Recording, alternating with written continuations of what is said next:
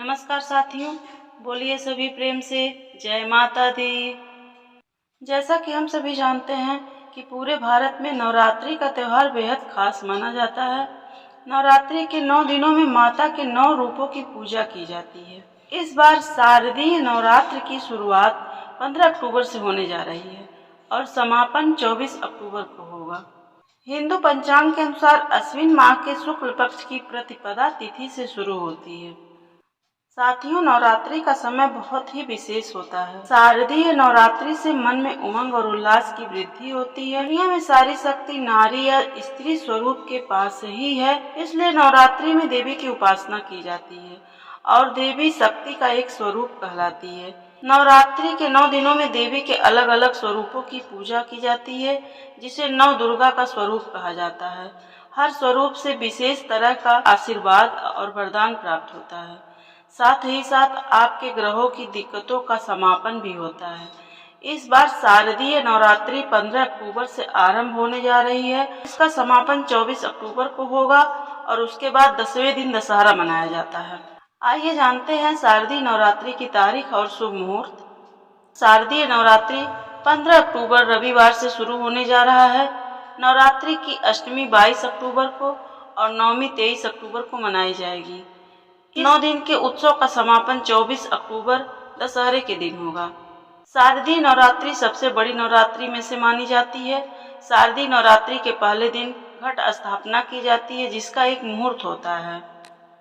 हिंदू पंचांग के अनुसार अश्विन माह की प्रतिपदा तिथि 14 अक्टूबर को रात 11:24 पर शुरू होगी और प्रतिपदा तिथि का समापन 15 अक्टूबर को रात 12:32 पर होगा। उदया तिथि के अनुसार शारदीय नवरात्रि इस बार 15 अक्टूबर को ही मनाई जाएगी।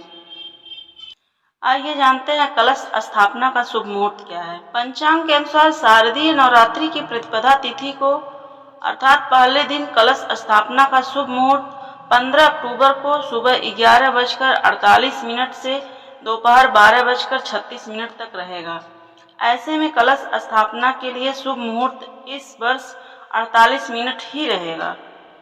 घट स्थापना की तिथि क्या है, आइए जानते हैं। रविवार 15 अक्टूबर 2023 घट स्थापना की तिथि है।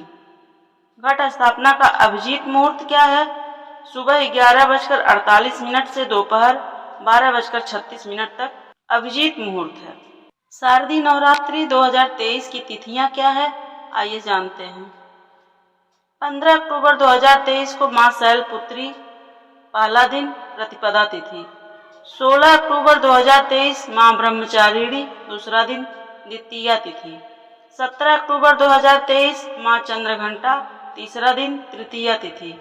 18 अक्टूबर 2023 मां कुष्मांडा चौथा दिन चतुर्थी तिथि। 19 अक्टूबर 2023 मां स्कंदमाता पांचवा दिन पंचमी तिथि। 20 अक्टूबर 2023 मां कात्यायनी छठा दिन षष्ठी तिथि। 21 अक्टूबर 2023 मां कालरात्रि सातवां दिन सप्तमी तिथि। 22 अक्टूबर 2023 महागौरी आठवां दिन दुर्गा अष्टमी। 23 अक्टूबर 2023 महानवमी नौवां दिन शरद नवरात्र व्रत पारण। 24 अक्टूबर 2023 मां दुर्गा प्रतिमा विसर्जन दशमी तिथि दशहरा। आइए इस बार जानते हैं कि मां दुर्गा की सवारी क्या रहेगी। इस वर्ष मां हाथी पर सवार होकर आ रही हैं। ऐसे में इस बात के प्रबल संकेत मिल रहे हैं कि इससे सर्वत्र सुख संपन्नता बढ़ेगी।